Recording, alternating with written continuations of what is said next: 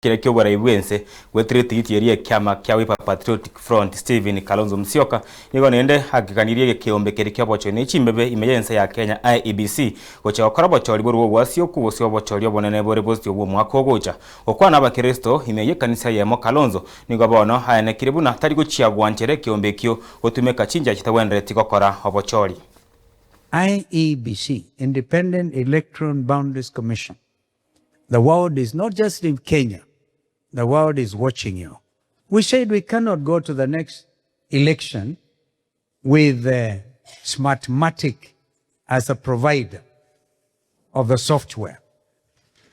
It is good, mume advertise.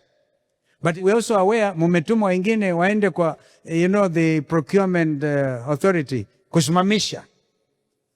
Because munataka museme wakati umeenda turudi kwa Smartmatic. Hiyo hatutakubali. Simple. As simple as that. We know these games. These games must come to an end.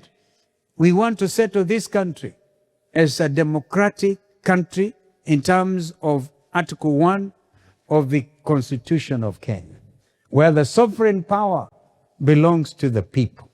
And the people can choose to exercise it either directly or through their elected representatives. Vijana walienda ku exercise directly wakati walipinga finance bill.